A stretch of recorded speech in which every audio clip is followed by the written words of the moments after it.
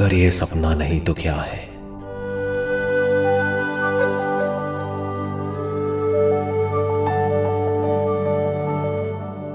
खुद ही मैं खुद को देखता हूं।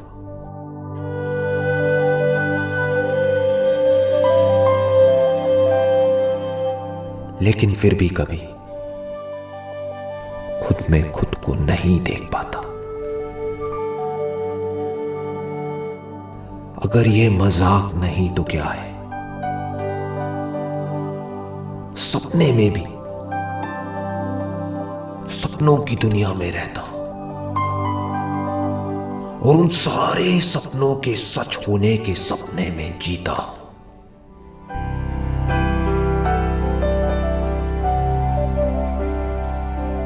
अगर ये सपनों की लहर नहीं तो क्या है?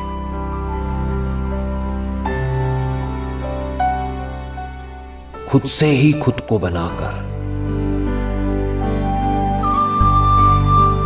खुद ही से खुद को मिटाकर खुद ही मैं मिल जाता हूं। अगर ये खुद से खुद की लड़ाई नहीं तो क्या है?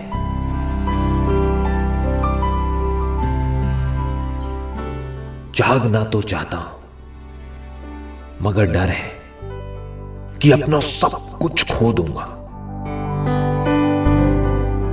अब करूं तो क्या करूं?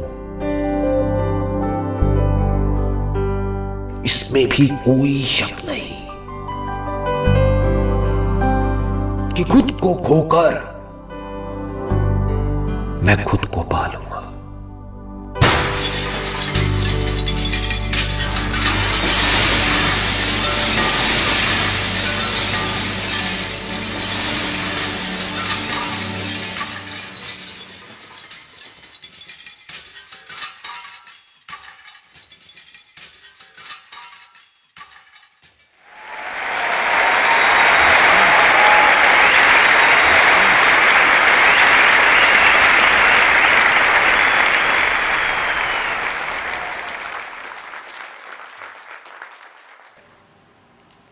कितने लोग हैं यहाँ पर जो पिछले कई सालों से ध्यान कर रहे हैं या इस रास्ते पे चल रहे हैं?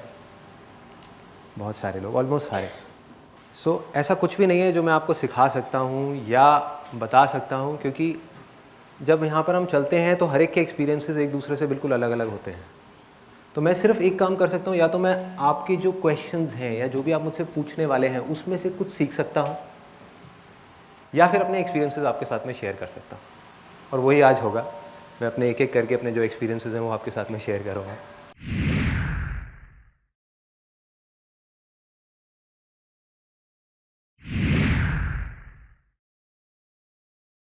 मैं अभी फिजियोथेरेपी के एक डॉक्टर के पास में जा रहा था, थोड़ा सा पेन हुआ था। मेरे बहुत अच्छे फ्रेंड हैं, तो वो एक बड़ा सिंपल सा उन्होंने मेरे से क्वेश्चन पूछा और मुझे हंसी आ गई। कहते कि यार रामायण में एक बात बताओ, लक्ष्मण ने उसकी सूर्पणखा की नाक काट दी। कहते अगर आज के टाइम में किया होता तो जेल में होता। आपने ये कहा बिल्कुल ठीक है कि उसने किया तो गलत ही, और फिर कह रहे हैं कि रावण की गलती है। रावण ने क्या गलती करी? सीता को हाथ तक नहीं लगाया, तो रावण कहाँ गलत है? गलत तो ये है कि भाई हाथ नहीं उठाना चाहिए था ना, बात कर लेते, हाथ क्यों उठाया? ऐसे ही आप रामायण में जाओ, महाभारत में जाओ, यहां जाओ, वहां जाओ, जहां भी जाओगे आपको कॉन्फ्लिक्ट्स नजर आएंगे। बहुत तरीके के कॉन्फ्लिक्ट्स नजर आएंगे कि एक तरफ ये कहा जा रहा है, दूसरी तरफ ये कहा जा रहा है। ये कॉन्फ्लिक्ट्स क्यों है? क्योंकि ये कहानियां हैं, ये कहानियां हैं, और इन कहानियों में हम मतलब ढूंढने की कोशिश कर रहे हैं। लेकिन हम मतलब ढूंढने की कोशिश कर रहे हैं उसको लिटरली देख करके। कहानी के फॉर्म में एक बहुत बड़े मैसेज को प्रिजर्व किया हुआ है। उस कहानी को जब आप अनफोल्ड करेंगे तो अंदर से एक मैसेज निकल करके आएगा, उस मैसेज को पकड़ना है। इन ग्रंथों के डीप में अगर आपको जाना है तो पहले खुद को जानना होगा, उसके बिना कहानी समझ नहीं आएगी। एक एक बात जो रामायण में है, जो महाभारत में है, या बाइबल में है, या कुरान में है, वो सच है। देखने का नजरिया अलग अलग है। एक नजर से हम देखेंगे वही चीज हमको गलत लगेगी, एक नजर से देखेंगे हमको सही लगेगी, लेकिन है वो सब सच, झूठ नहीं है। किस स्तर पे है वो जब आप अंदर जाओगे धीरे धीरे समझ आएगा कि राम है क्या, हनुमान क्या है, उसको वायु पुत्र क्यों बोला गया है, मेडिटेशन में ब्रेथ का इतना बड़ा रोल क्यों बताया गया है। जब ब्रेथ लंका में जाती है, ये लंका क्या यही तो नहीं है कहीं, ये शरीर जो सोने की लंका है, सीता जो है वो कहीं हमारी कुंडलिनी शक्ति तो नहीं है जो रिसाइड कर रही है। और जब हनुमान लंका में पहुंचता है तो लंका में आग क्यों लगती है। जब ब्रेथ हमारी पूरी बॉडी को जलाती है तो तप क्यों बोलते हैं उसको, ये क्यों बोलते हैं कि शरीर को तपाना पड़ेगा। और तपाने से क्या होता है, ये शरीर कहां जाता है, बाण यहीं क्यों लगना चाहिए रावण के, कहीं और क्यों नहीं। यहां पर ऐसा क्या है, इस चक्र में ऐसा क्या है, कहीं ये अग्नि का चक्र तो नहीं है, कहीं अग्नि से रूप तो उत्पन्न नहीं होता, कहीं हमारा सारा रूप इसकी वजह से तो नहीं है। अगर यहां बाण लगा तो क्या होगा, राम नाम में ज्यादा ताकत है या राम में ज्यादा ताकत है। रामायण में अगर आप ध्यान से देखोगे एक बड़ा मजेदार इंसिडेंट है, उससे आपकी पूरी रामायण ढह जाएगी पानी की तरह।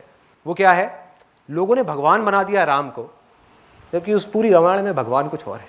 भगवान राम का नाम है, ना कि वो इंसान है जिसकी बात की जा रही है। Getting my point.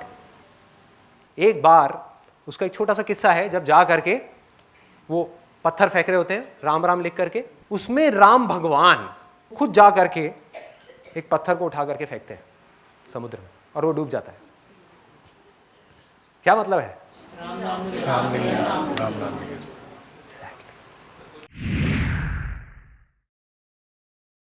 एक गाड़ी जा रही है, वहां पर एक ड्राइवर बैठा हुआ है, एक गाड़ी है, गाड़ी क्या है, आपकी बॉडी है। माइंड जो है वो आपका ड्राइवर है जो उस बॉडी को चला रहा है। आप बैठे हुए हो, आपको झपकी लग गई, नींद आ गई, आप सो गए हो। माइंड क्या कर रहा है, वो जागा हुआ है, वो जहां चाह रहा है वहां लेकर के जा रहा है और बॉडी को इधर उधर ठोक रहा है, ठार धार धार धार धार धार धार। और पीछे बैठे बैठे आप बस झटके खा रहे हो, आप परेशान हो। ये हो रहा है, ये खेल है। तो जैसे ही आप जाग जाओगे क्या होगा, ड्राइवर को पता लग जाएगा कि भाई ये तो जाग गया है, आप थोड़ा तरीके से चलाओ गाड़ी। अब आप अगर उसको कहोगे कि तूने ये करना है तो वो ये करेगा, वो करना है तो वो करेगा। उस गाड़ी को जहाँ लेकर के जाना है वहाँ लेकर के जा सकते हो, जो चाहे वो कर सकते हो। ये तो आप कौन हो, जो पीछे बैठे हो, आप मालिक हो। मालिक नौकर बन गया और नौकर मालिक बन गया। ये जड़ है सारी की सारी प्रॉब्लम।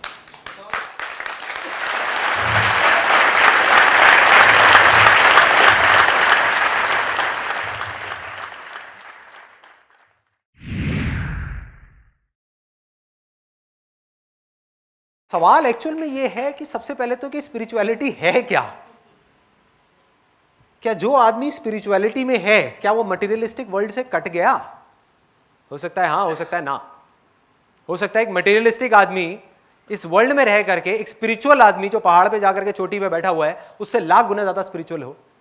और दूसरी तरफ एक ऐसा आदमी जो अपने आप को स्पिरिचुअल कहता है किसी भी वे में, वो बिल्कुल ही अनस्पिरिचुअल हो, वो बिल्कुल ही मटेरियलिस्टिक हो। तो सारा खेल यहां है। There is no dividing line between spirituality and materialism.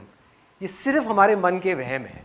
हम खुद अपनी एक इमेजिनरी एक वर्ल्ड क्रिएट कर रहे हैं और क्रिएट करके अपनी ईगो को बढ़ाने के लिए या तो हम बोल रहे हैं कि हम स्पिरिचुअल हैं या हम बोल रहे हैं कि हम मटेरियलिस्टिक हैं। आप किसी को दिखाने के लिए कर रहे हो या फिर सच में आप कट चुके हो उसमें रहते हुए भी। अच्छा, जैसे कमल खिलता है, कमल का क्या सिंबल है, कीचड़ के अंदर से कमल खिल रहा है।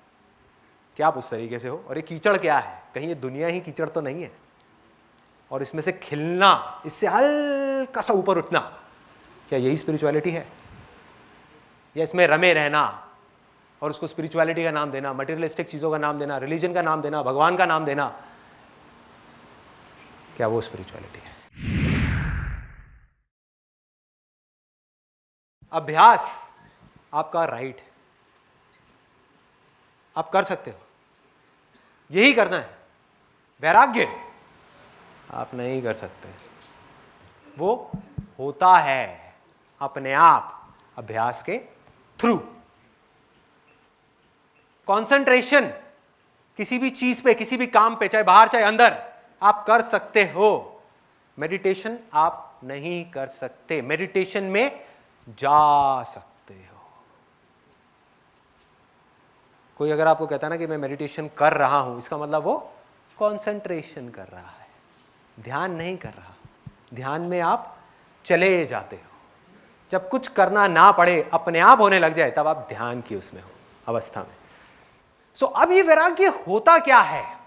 अगर आप किसी चीज को छोड़ने की कोशिश कर रहे हो तो आपको छोड़ने से अटैचमेंट हो गई है, इसको भी छोड़ना है। तो चीजें छूटती कैसे हैं? ये वैराग्य है क्या? अभ्यास करते करते करते करते करते करते करते करते एक ऐसी स्टेट आ जाती है जब आप आगे बढ़ते हो। मटेरियलिस्टिक वर्ल्ड में देखो चीजें कैसे छूटती हैं, ऐसी स्पिरिचुअल वर्ल्ड में छूटती है। आज आपके पास में साइकिल है, बाइक है, स्कूटर है, क्या है आपके पास में? बाइक है। तो अगर आपको कोई आ करके देगा कि भैया मेरी साइकिल ले ले और अपनी बाइक मुझे दे दोगे? नहीं दोगे। गाड़ी देगा तो हाँ फिर तैयार है। चलनी चाहिए गाड़ी बढ़िया गाड़ी है यार, बढ़िया ब्रांड न्यू गाड़ी, एक्सचेंज हो जाएगी। गाड़ी आपको मिल गई, सपोज सेंट्रो मिल गई, कल को कोई आता है और बड़ी आपको गाड़ी दे देता है, होंडा सिटी दे देता है, कर लोगे एक्सचेंज सेंट्रो से? कर लोगे। तो आपने क्या किया? सेंट्रो को छोड़ दिया और होंडा सिटी को पकड़ लिया। इसी को वैराग्य बोलते हैं। जब भी हमको कोई बड़ी चीज मिल जाती है तो छोटी अपने आप ही छूट जाती है, छोड़नी नहीं पड़ती। जिसके पास में सिर्फ बाइक है उसको आप बोलोगे मेरे को अपनी बाइक दे दे, आप अपनी जान लगा दोगे, अपनी बाइक नहीं दोगे, लड़ पड़ोगे उस आदमी से। 4 लोग भी आ जाएंगे, आप बाइक को नहीं छोड़ोगे, लेट जाओगे वहां सड़क पे, बाइक नहीं छोड़ूंगा, है ना? और गाड़ी मिल गई तो बाइक छूट गई। गाड़ी के बाद में जेट प्लेन मिल गया तो क्या आपको गाड़ी की टेंशन रहेगी? नहीं। फिर आप जेट को नहीं छोड़ोगे। जब जेट से भी बड़ा कुछ मिल गया तो जेट अपने आप छूट जाएगा। ऐसे ही स्पिरिचुअलिटी में समझ आने की बात है ना। Spirituality is nothing but understanding of the truth. जैसे जैसे आपकी समझ बढ़ती चली जाएगी, इसी को कॉन्शियसनेस बोला गया, इसी को नॉलेज बोला गया, अलग अलग नाम से उसको बोला जा रहा है। नॉलेज कहां से आती है? कॉन्शियसनेस के स्तर के बढ़ने से। जितनी आपकी अवेयरनेस, आपकी समझ, आपकी अंडरस्टैंडिंग इस दुनिया की बढ़ती चली जाएगी तो जो छोटी मोटी चीजें हैं वो अपने आप ही छूटती चली जाएंगी, छूट जाएंगी, छोड़नी नहीं पड़ेगी, छोड़ भी नहीं सकते। जब परम आनंद मिल गया तो छोटी छोटी चीजों में आपको कहां आनंद आएगा?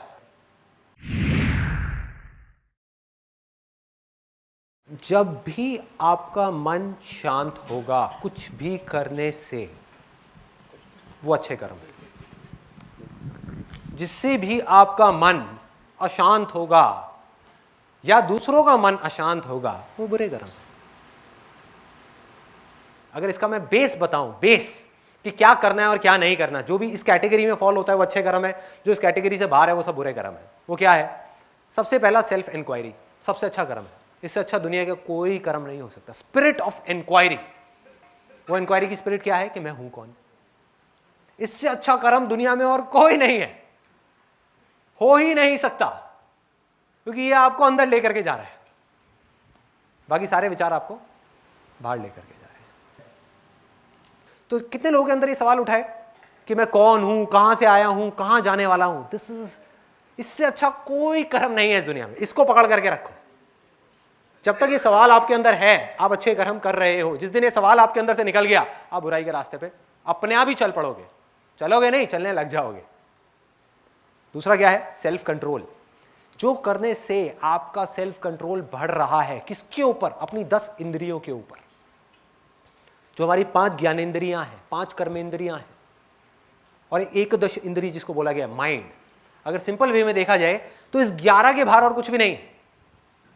सिर्फ इन 11 पे आपको कंट्रोल करना है। वही लोग नहीं कर पा रहे। फॉर एग्जाम्पल, एक आदमी कहता है कि मैंने स्विमिंग सीख ली। कहां सीखी? पानी के बाहर। पानी के बाहर। तब पता लगेगा उसको स्विमिंग आती है नहीं जब वो पानी के अंदर जाएगा। तो जब वो इंद्रियां आपके ऊपर हावी होती हैं, तब उस समय आपको अपनी विल पावर को, अपनी इच्छा शक्ति, जो इच्छा शक्ति किसकी है? उसी की है, अंदर जो है, उसकी इच्छा शक्ति को लेकर के सामने आना है। और उस समय धीरे धीरे अगर आपका अपने ऊपर कंट्रोल आता चला गया, एक ऐसी स्टेट आ जाएगी जब आपको कंट्रोल करना नहीं पड़ेगा। ये सब 10 की 10 इंद्रियां आपके कंट्रोल में होंगी। चाहोगे तो करोगे, चाहोगे तो नहीं करोगे। चाहोगे तो यहां से कुछ आएगा, चाहोगे तो नहीं आएगा। और एंड में जो 11वीं इंद्री बच जाएगी, जो सबसे ज्यादा पावरफुल है, वो है माइंड। धीरे धीरे जब ये 10 इंद्रियां हटेंगी, उसके बाद में जब ये माइंड आएगा आपके सामने निकल करके, विच इज वेरी पावरफुल, बहुत पावरफुल है, क्योंकि आपकी सारी पावर्स इस माइंड के अंदर है, सारी पावर्स। और इसके युद्ध को, इस माइंड के साथ के युद्ध को बोला गया है रामायण और महाभारत। इस युद्ध की बात हो रही है। ये कुरुक्षेत्र है ना, ये बॉडी ही कुरुक्षेत्र है। यही सोने की लंका है, इसको जलाना है, इसी के अंदर युद्ध होने हैं, तरह तरह के युद्ध होने हैं। अब उस युद्ध को कैसे लड़ना है, यही अभ्यास है, यही स्पिरिचुअलिटी। और उस युद्ध को लड़ करके कैसे जीतना है। जब आप जीत जाओगे तो धर्म की स्थापना अपने आप हो जाएगी, करनी ही नहीं पड़ेगी, उसी को धर्म बोलते हैं। तब तक, जब तक कि आप नहीं जीतते उस युद्ध को, तब तक सब इमेजिनेशन है, इमेजिनेशन है। अधर्म में हम धर्म की बात करते चले जाएंगे और कहेंगे हम धर्मात्मा है। अरे ना भाई ना। करीबन 1 साल पहले मैं धर्मशाला गया था और वहाँ जा करके एक पहाड़ है जहाँ पर कोई गाड़ी नहीं जा सकती, वहाँ से 20 मिनट पैदल चल के जाना होता है। और वहाँ पे जा करके एक होटल बना हुआ है, वहाँ पर अपनी सांसों की भी आवाज़ शोर सुनाई देती है। तो मैं 10 दिन तक वहीं था और मैं बैठा हुआ बाहर ध्यान करने के लिए। शाम को करने बैठा था करीबन 4-5 बजे और 7-8 बज गए, 9 बज गए, मुझे नहीं पता कितना क्या टाइम हो रहा था, रात हो गई थी। और रात होते होते वहाँ पर बहुत तेज़ मेरे कानों के अंदर एक झिंगुर की आवाज़ सुनाई देने लगी। झिंगुर पता है सबको क्या होता है, जंगल में नहीं होता वो गर्र करके वो आवाज़ें आती हैं। उस आवाज़ को मैंने देखना शुरू किया। देखना मतलब मन की आंखों से देखना, एक आंख से देखना, जिसमें एक आंख से देखने की बात करी गई है ना, एक आंख से देखना, उसको देखना शुरू किया बंद आंखों से। जब उसको देखा तो वो एक आवाज़ नहीं थी, वो 2 आवाज़ें थी। 2 के बाद में और दिखी, फिर और दिखी, फिर और दिखी, उसके अंदर कई आवाज़ें थी। उस एक झिंगुर की आवाज़ में बहुत सारी आवाज़ें थी। उस आवाज़ को तोड़ा तो समझ आया कि ये एक आवाज़ नहीं है, एक लग रही थी, एक नहीं है, उसके अंदर बहुत सारी आवाज़ें हैं। जैसे एक वीडियो देखते हैं, वीडियो में 1 सेकंड में 25 फ्रेम निकल जाते हैं, 25 स्टिल फोटोग्राफ्स निकलती है। देखने में क्या लगता है कि मैंने 1 सेकंड देखा, जबकि 25 फ्रेम निकल गए। सोचो अगर उसको स्लो मोशन में कर दिया जाए तो आपको समझ आएगा कि ये हो क्या रहा है, फिल्म चल कैसी रही है। तो जैसा आप फिल्म के बारे में सोच रहे हो और जो फिल्म है उसमें फ़र्क आता चला जाएगा। ऐसे ही आवाज़ में है, ऐसे ही हर चीज़ में है, ऐसे ही स्मेल में है, हर चीज़ में है। जो भी हमारी इंद्रियां हैं, जो हम सोच रहे होते हैं, जैसा हमको दिख रहा होता है वो कुछ और होता है, रियलिटी कुछ और होती है। ये हमारी माइंड की परसेप्शन होती है जो उसको इंटरप्रेट करके उस साउंड को देती है। जैसे ही मेरा ध्यान उस आवाज़ पे जा रहा था, वो एक्सपैंड करती चली जा रही थी, बढ़ती चली जा रही थी। ध्यान हटा, वहां से दूसरी आवाज़ की तरफ आया जो बेस था, जिस आवाज़ के ऊपर ही आवाज़ टिकी हुई थी, तो आवाज़ गायब। गायब कहां से आई, कहां गई, पता नहीं। तो जब तक मैं देख रहा था बहुत सारी आवाजें थी, जो आवाजें एक उस आवाज में से निकल करके आ रही थी, उसी में से आई, उसी में से गई, उसी में से आई, उसी में से गई। उसको भी देखना बंद किया तो मैं भी नहीं था, कुछ नहीं था, कुछ नहीं। तो इस एक्सपीरियंस से मुझे क्या समझ आया, ये चीज हो गई। और कई बार क्या होता है कि वो चीज हो जाती है, यहीं पे सेल्फ इंक्वायरी का बहुत बड़ा रोल आता है। जो मैंने आपको कहा ना, सेल्फ इंक्वायरी, हर चीज को समझना है, सिर्फ एक्सपीरियंस नहीं करना, उसको समझना भी है कि क्या है, क्यों है, कैसे है, क्या हो रहा है, कैसे हो रहा है। तो उस समय नहीं समझ आया, उस समय तो बस ये एक्सपीरियंस रजिस्टर हो गया। लेकिन जब बाद में इसके बारे में मैंने समझने की कोशिश करी तो मेरे को 2 चीजें मोटी मोटी समझ में आई। एक ये कि जब भी हम अपना ध्यान किसी भी चीज की तरफ लगा देते हैं, चाहे वो आवाज हो, चाहे वो लाइट हो, चाहे वो कुछ भी हो, वो एक्सपैंड करने लग जाती है, वो बढ़ने लग जाती है।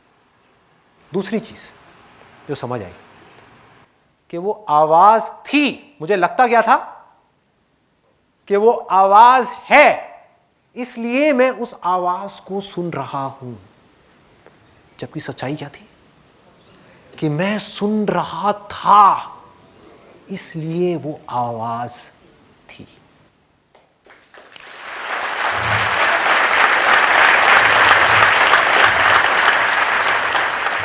अब इसको आवाज से हटा करके कहीं और डालते हैं। आप हो, इसलिए मैं आपको नहीं देख रहा, मैं देख रहा हूं, इस वजह से आप हो, नहीं तो आप हो ही नहीं। उसमें सिर्फ आप नहीं हो, मैं भी हूं। ये सब एक ही है, अलग नहीं है। आप भी जो देख रहे हो, चाहे अपने आप को देख रहे हो शीशे में, चाहे इनको देख रहे हो, चाहे मुझे देख रहे हो, मैं हूं नहीं। आप देख रहे हो, इस वजह से मैं आपको दिख रहा हूं। जहां आपने देखना बंद किया, मैं हुई नहीं। ये हो गया जो मैं अपने एक्सपीरियंस के बेस पे आपको बता रहा था। प्रैक्टिकली समझना है कैसे होता है, साइंटिफिकली समझना है कैसे होता है, क्वांटम फिजिक्स को स्टडी करना शुरू कर दो। क्वांटम फिजिक्स के बारे में किसी ने सुना है? साइंस है, कोई स्पिरिचुअलिटी नहीं है, कोई थियोरेटिकल बातें नहीं है। यही जो बात मैं आपको बोल रहा हूं, ऑब्जर्वर इफेक्ट बोलते हैं इसको। जब कोई देख रहा है तो मैटर है, ये मैटर है। नहीं देख रहा है तो सिर्फ वेव्स है, ऊर्जा है जो बह रही है। देखने से सब चीजें मटीरियलाइज होती चली जा रही हैं, बनती चली जा रही हैं। तो मैं आपको देख कहां रहा हूं और कौन देख रहा है? क्या आप सच में हो या मेरी सिर्फ एक इमेजिनेशन हो? इसको मैं एक सिंपल एग्जाम्पल के थ्रू, सिंपल, जिसको कोई छोटे से छोटा बच्चा भी समझ सके और बड़े से बड़ा आदमी भी समझ सके, किसी भी स्टेट में हो वो मेडिटेशन में, बिगिनर लेवल पे है या बहुत एडवांस लेवल पे है, वो समझ जाएगा, कोई भी समझ सकता है। इसके लिए मुझे एक वॉलंटियर चाहिए जो यहां पर आना चाहे। एनीबडी, आप आंखें बंद कर लीजिए। अब ना जो मैं कहूंगा उसको आपको इमेजिन करते चले जाना है। अब जो मैंने अभी आपको कहा है ना, उसका लाइव आप एक एग्जाम्पल देखने वाले हैं। लाइव एग्जाम्पल अपने सामने कि बेसिकली क्या होता है, क्या क्या खेल है ये माया है क्या, कर्म क्या है, धर्म क्या है, मोक्ष क्या है, मुक्ति क्या है, जन्म क्या है, मरण क्या है, लाइफ क्या है, डेथ क्या है, आफ्टर डेथ क्या है, बिफोर लाइफ क्या है, वो सब कुछ है इसके अंदर। अगले 10 मिनट के अंदर अंदर सब क्लियर होता चला जाए। अब ये मत समझना मैं इनको हवा में उड़ाने वाला हूँ। जादू नहीं है भाई। आप में से कितने लोग सपने देखते हैं रात को सोते समय? सब देखते हैं। जब आप सपना देख रहे होते हैं तो सपना सच लग रहा होता है या झूठ लग रहा होता है? सच लग रहा होता है। सपने कैसे आते हैं ये देखना है अपने को। कोई ना कोई अंदर डिजायर होता है तभी सपना आ रहा है। बहुत बार आप देखेंगे जो सपना है वो हमारे किसी ना किसी डिजायर से रिलेटेड ही आता है। जो आप रियलिटी में नहीं कर पा रहे हो उसको सपने में करने की कोशिश कर रहे हो। होता है ऐसा? सबके साथ होता है। कई बार एब्स्ट्रैक्ट सा कोई सपना आता है, इसका मतलब वो डिजायर तो है लेकिन आपको पता ही नहीं है कि आपके कितनी गहराई में जाकर के वो डिजायर है जिसकी वजह से वो सपना आ रहा है। बिना कामना के सपना नहीं आ सकता। अब ये सपने में है और इन्होंने क्या किया, अपने माइंड में ही इमेजिनेशन बना ली कि मैं एक लड़का हूं और बिल्कुल वैसा ही जैसा कि ये बनना चाहती है, जिसकी बॉडी बहुत स्ट्रांग है, बिल्कुल एब्स वैब्स ये वो और बिल्कुल फिट, फिजिकली फिट, और एक बोट के ऊपर समुद्र के बीच में जा रही हूं मैं, ऐसे खड़ी हुई हूं और हवा चल रही है सामने से। इतनी देर में इनकी नजर पड़ी एक मछली के ऊपर। एक मछली, बड़ी सुंदर सी मछली, गोल्डन कलर की, वो मछली जा रही है। जबकि क्या वो इनसे अलग है? वो मछली क्या है? वो भी तो इन्हीं की इमेजिनेशन है। अब इसको ध्यान से समझना, एक एक करके लेयर्स आती चली जाएंगी, लेयर्स खुलती चली जाएंगी। सिंपल है लेकिन बहुत डीप है। अब वहां से क्या हुआ कि जैसे ही मछली को देखा तो मछली को देख करके ख्याल आना जायज है, यार इंसान होने की बजाय, ये लड़का होने की बजाय अगर मैं मछली होता तो समुद्र के नीचे की दुनिया जा करके देखता, बिना कोई मास्क लगाए, बिना कुछ करे। ये भी एक दुनिया है, मजा आ जाता। कामना उठ गई, डिजायर उठ गया। Desire is the root cause of existence. यही कर्म है। जहां डिजायर उठा कर्म हुआ। अब जैसे ये डिजायर उठा, इमीडिएटली उसी मछली के अंदर पेट में ये पहुंच गई। और सपने में टाइम और स्पेस नाम की कोई चीज नहीं है। जो हमारी रियल लाइफ में चीजें 50 साल में होती हैं वो सपने में 50 सेकंड में हो जाती है। तो क्या हुआ, इमीडिएटली इनके अंदर वो आया, उसके अंदर पेट में वो पहुंची और वहां से वो निकली और फटाफट से बड़ी हुई और तैर रही है। अब ये क्या बन गई? मछली। अब उस लड़के को भूल गई। अब ये मछली है और मछली की दुनिया देख रही है। मछली की नजर से दुनिया को देख रही है, चाहे उस लड़के को देख रही है, चाहे समुद्र के अंदर देख रही है, चाहे यहां, चाहे वहां, चाहे यहां, वहां, वहां, वहां। अब इनके अंदर डिजायर उठा। मछली है, गोल्डन कलर की, बड़ी सी, अच्छी सी, सुंदर सी मछली जा रही है, जा रही है, जा रही है, जा रही है। एकदम से इनकी नजर पड़ी कि यहां पर एक और मछली है जिसके साथ में उसके 2 छोटे छोटे बच्चे हैं। और उसने कहा कि यार काश मेरे भी 2 बच्चे होते। बड़ा सिंपल सा डिजायर है। उठेगा ये? अगर सपने की आप गहराई में जाओगे ऐसे तो सपने बनते हैं, बस ये है कि हम उसको देखते नहीं हैं, हमें पता नहीं लग रहा होता कैसे बन रहे हैं। मैं आपको चेन बता रहा हूं कि कैसे बनते हैं, कैसे बनते हैं। एक सपने में से एक सपना बना जहां पर ये लड़का है, वहां पर से एक सपना बना जहां पर ये मछली है, और मछलियों को और उनके बच्चों को, उसकी फैमिली को देख करके इनके अंदर एक और डिजायर उठा कि मेरी भी फैमिली होनी चाहिए। जैसे ये डिजायर उठा, उनके अंदर से मछलियां बाहर आ गई। अब ये भी 2 मछलियों के साथ में तैर रही है, और क्या बोला इन्होंने कि ये दोनों मछलियां, ये जो दोनों हैं, ये मेरी है, बाकी कोई मेरा नहीं है। इस मछली के लिए ये वाली, क्योंकि वो पीछे का सब भूल चुकी है, उसके लिए आज की जो रियलिटी है वो क्या है, सपने के अंदर, इस लेयर के अंदर, कि ये जो बच्चे हैं ये मेरे हैं, जबकि सब कुछ ही इनका है। समझ गए क्या हो रहा है? वो लड़का भी यही है, मछली भी यही है, सब कुछ यही है।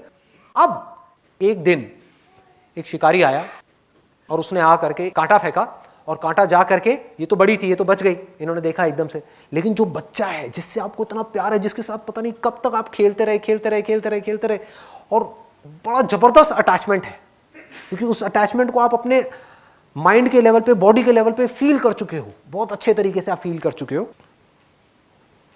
और जैसे ही उसके गले में कांटा पड़ा, वो छटपटाने लगा। आपका जो बच्चा है, एक बच्चा है, दूसरा वो रोने लगा, जो दूसरी मछली है, और आप उसको देख रहे हो, अपने बच्चे को आप बचाने की कोशिश कर रहे हो, उस कांटे से लड़ रहे हो, अपने आप को उससे जाकर के टकरा रहे हो, लेकिन आप उसको छुड़ा नहीं पा रहे। और धीरे धीरे करते करते वो बेचारी खून ही खून चारों तरफ, और उसको ऊपर से खींच लिया, एक शिकारी ने खींच करके अपने पास में रख लिया। अब भयानक गुस्सा है और बदला लेने की भावना आई अंदर से, आएगी कि कौन है, मैंने किसी का क्या बिगाड़ा था, मैंने किसी का क्या बुरा किया था जो मेरे बच्चे को मार दिया। मैं अच्छी खासी खेल रही थी अपने बच्चे के साथ में, क्या दिक्कत थी? कोई दिक्कत नहीं थी। क्यों आकर के शिकारी ने मारा मेरे बच्चे को, क्यों मारा? और उनके अंदर गुस्सा भर गया, भयानक गुस्सा, बदला लेने की भावना आई कि मैं उस शिकारी को छोड़ूंगी नहीं।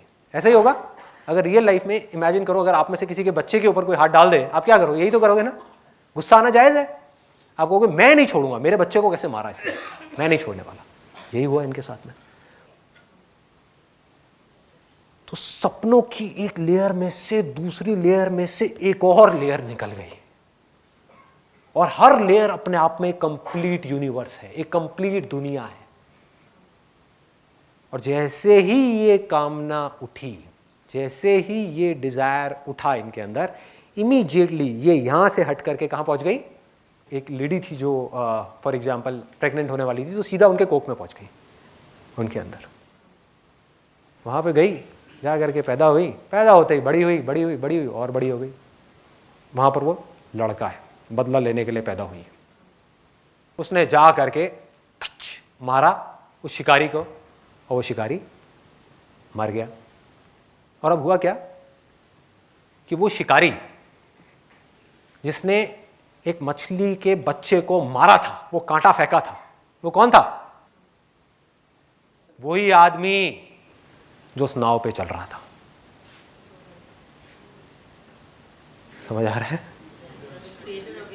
वो पहला, यहां से क्या बनी थी? एक लड़का बनी थी जिसकी बॉडी बहुत स्ट्रांग थी, जो बोट पे जा रहा था। क्या था वो? वही तो शिकारी था, वही तो है वो शिकारी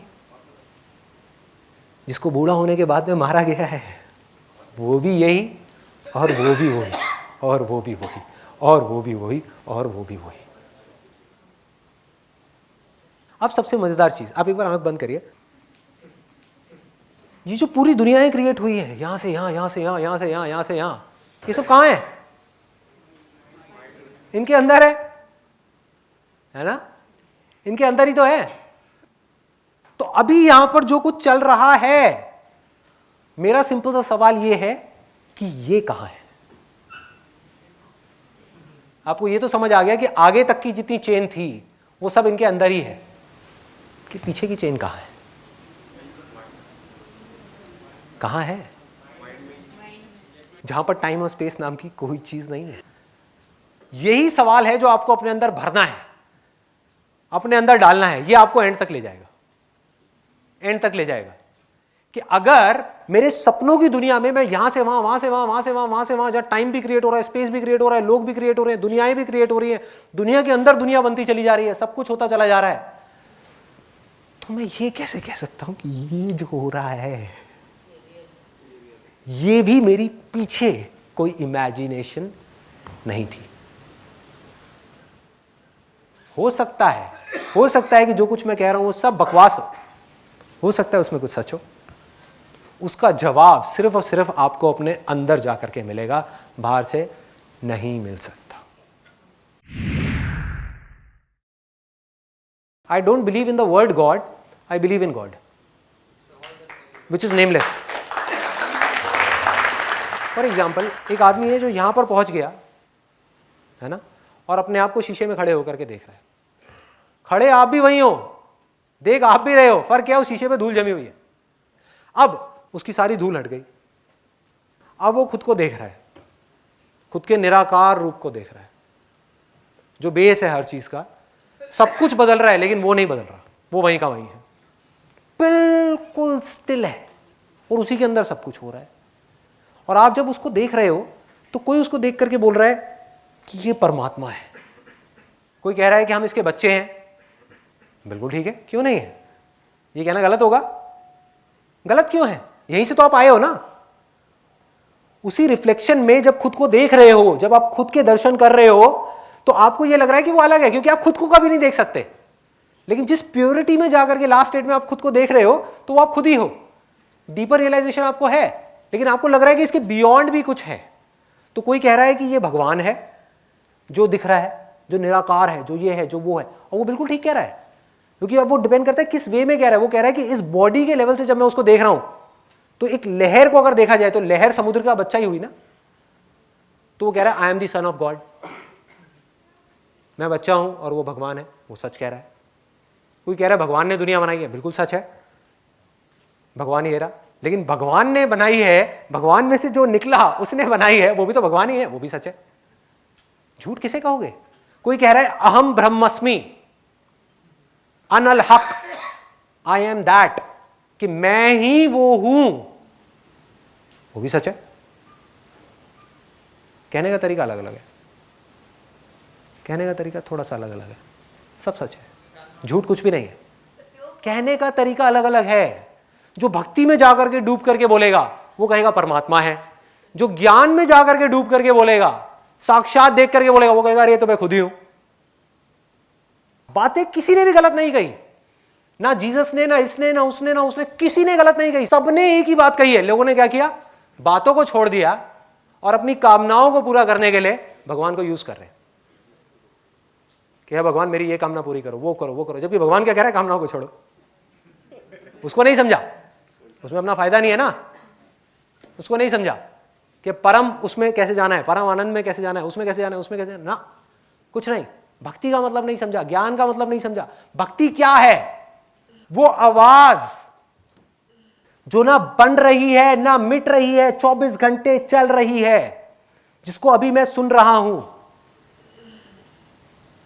बोलते वक्त भी, चुप होते वक्त भी, सपने में भी, उठे हुए भी, गहरी नींद में भी। इस आवाज का सिमरन करना, इस साउंडलेस साउंड का सिमरन करना, इसको पकड़ना ही अभ्यास है, इसको पकड़ना ही भक्ति है, इसको जानना ही ज्ञान है, और इसकी तरफ बढ़ना ही कर्म है, और कुछ नहीं है। इसके बाहर और कुछ नहीं है। लोग नाम अलग अलग दे रहे हैं, अलग अलग नामों में उलझ गए हैं, और वो ये नहीं समझ पा रहे। अब इस चीज को वो एक्सेप्ट नहीं कर सकते, इस चीज को आपका माइंड एक्सेप्ट नहीं कर सकता, क्योंकि जैसे ही माइंड ने आपके इस बात को पूरी तरीके से एक्सेप्ट कर लिया, तो 2 दिन नहीं लगेंगे, अगले ही सेकंड में आप यहां से निकल करके फुर वहां पहुंच जाओगे। कोई मेडिटेशन की जरूरत नहीं है, कुछ नहीं है। लेकिन वो एक्सेप्ट कैसे करे? उसने एक्सेप्ट कर लिया तो माइंड का ही एग्जिस्टेंस खत्म। तो वो कैसे एक्सेप्ट कर लेगा? वो तो कर ही नहीं सकता। माइंड को कुछ ऐसा दिखाना पड़ेगा जहां पर जा करके माइंड भी अपने घुटने टेक दे, और फिर उसके अंदर से आवाज आए कि ये ही प्रभु है, ये ही भगवान है।